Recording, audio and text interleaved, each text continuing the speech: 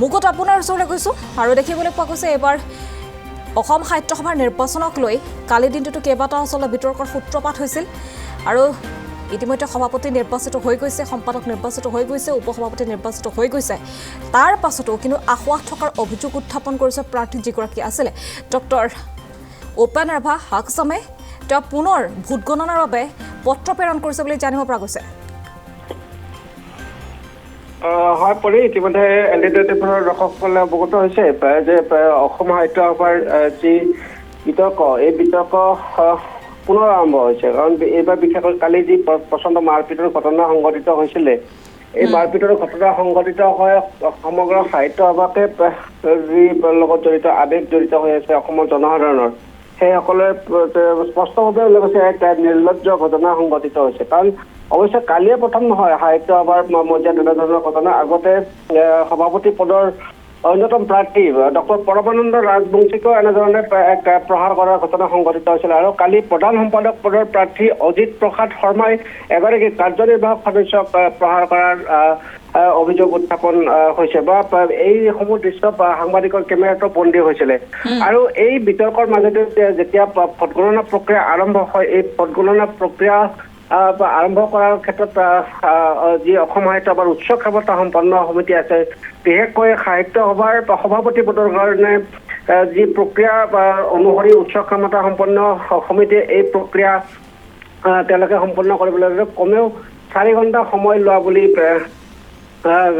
অভিযোগ উত্থাপন কৰিছিলে সভাপতি পদৰ অন্যতম প্ৰাৰ্থী ডক্টৰ উপেন ৰাভা হাকাচামে। আৰু এই ক্ষেত্ৰত যি আমাৰ হাতত এখন চিঠি আহি পৰিছে, এই চিঠিত স্পষ্টভাৱে ডক্টৰ উপেন ৰাভা হাকাচামে লিখিছিল যে প্ৰতি মাননীয় নিৰ্বাচন সমিতি, উচ্চ ক্ষমতা সম্পন্ন সমিতি, অসম সাহিত্য সভা বিষয় আসোঁৱাহপূৰ্ণ ভোট গণনা পদ্ধতি। তেওঁ এইধৰণে লিখিছিলে আৰু লিখিছিলে যে মহাশয় বিনীত নিবেদন, এই যে অসমৰ যি আপোনাৰ বিনীত নিবেদন, এই যে 2020-ৰ 25-27 বৰ্ষৰ নিৰ্বাচনত মই এগৰাকী সভাপতি পদৰ প্ৰাৰ্থী।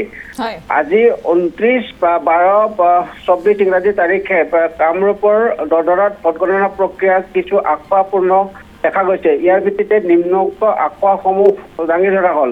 তেওঁ এটা কথা উল্লেখ কৰিছে যে 5 ডিচেম্বৰতে এই যি বেলট বাকচ মেঘদূত ভৱনত বন্ধ কৰি ৰখা হৈছিল নিৰ্দিষ্ট প্ৰক্ৰিয়াৰে, সেই ঠাইত খোলাৰ পৰা তাৰ পৰা সভাপতিৰ যি বেলট পেপাৰসমূহ স্থানান্তৰ কৰি অইন ঠাইত গণনা কৰা বুলি অভিযোগ কৰিছিল। কিন্তু সাহিত্য সভাৰ সভাপতি ডক্টৰ সূৰ্যকান্ত হাজৰিকাই কৈছে যে পূৰ্বৰে পৰা বেলট বাকচসমূহ সংৰক্ষিত অৱস্থাত মেঘদূত ভৱনত ৰখা হয় আৰু যি স্থানত কাৰ্যনিৰ্বাহক সভা অনুষ্ঠিত হয় সেই স্থানলৈকে এই বেলট বাকচসমূহ স্থানান্তৰ কৰা হয়। আৰু এই স্থানান্তৰ কৰাৰ প্ৰক্ৰিয়া সমাপন কৰোঁতে সময় প্ৰায় 4 ঘণ্টা লোৱা বুলি তেওঁ অভিযোগ কৰিছিল। আৰু কাৰণ যিহেতু এই ভোটগণনা প্ৰক্ৰিয়া আৰম্ভ হোৱাৰ পূৰ্বেই কাৰ্যনিৰ্বাহক সভাস্থলীত এক প্ৰচণ্ড মাৰপিটৰ ঘটনা সংঘটিত হৈছিল, তাৰ কাৰণে এই সময় লোৱা বুলি সভাপতিগৰাকীয়ে উল্লেখ কৰিছে। আৰু বেলট পেপাৰৰ লগত সংলগ্ন যিসমূহ ভোটদান কৰা শাখা বা জিলা সাহিত্য সভা কমিটিসমূহ আছে, এই কমিটিসমূহৰ যিসমূহ প্ৰস্তাৱৰ সৈতে ভোট গণনাৰ সময়ত মিলাই নোলোৱা বুলি তেওঁ এই পত্ৰখনতে উল্লেখ কৰিছে। আৰু এই সকলোবোৰ দিশ চালি জাৰি চাই এই সন্দৰ্ভত যি পুনৰ ভোট গণনাৰ দাবী উত্থাপন কৰিছে। কিন্তু এই যিসমূহ তেওঁ দাবী উত্থাপন কৰিছে, এই দাবীসমূহ মানি ল'ব পৰা ভিতৰত নহয় বুলি অসম সাহিত্য সভাৰ সভাপতি তথা উচ্চ ক্ষমতা সম্পন্ন সমিতিৰ অন্যতম সভাপতি ডক্টৰ সূৰ্যকান্ত হাজৰিকাই নাকচ ধৰিছে। মুঠৰ ওপৰত যি বিতৰ্ক হৈছে, এই বিতৰ্কৰ অৱসান হয়তো এই ধৰণে আদৰোৱা হৈয়ে সমাপ্ত হ'ব। কাৰণ এই মুহূৰ্তত আৰু ভোট গণনা হোৱাৰ কোনো সম্ভাৱনা নাই। হয়, এই মুহূৰ্তত আপোনাক ধন্যবাদ জনাইছোঁ মুকুটৰ। আমাক সবিশেষ তথ্যখিনি আপুনি জনালে। আমি পুনৰ জনাইছোঁ যে সভাপতি নিৰ্বাচনক লৈ পুনৰ বিতৰ্কৰ মাজত সোমাই পৰিছে এতিয়া অসম সাহিত্য সভা। কালি দিনটোতো দেখিবলৈ পোৱা গৈছিল বহুকেইটা বিতৰ্কৰ সূত্ৰপাত হৈছিল আৰু অসম সাহিত্য সভা বুলি ক'লে যেন বিতৰ্কই লগ নেৰা হৈছে। ইটোৰ পাছত সিটো বিতৰ্কত দেখিবলৈ পোৱা গৈছে।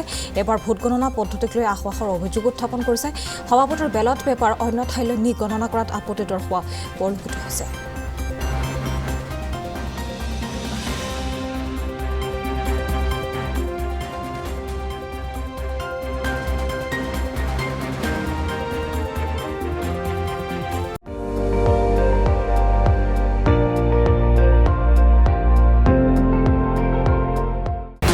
আপুনি চাই আছে ND24 সৰ্বশ্ৰেষ্ঠ নহয় সৰ্বোত্তমৰ দৌৰত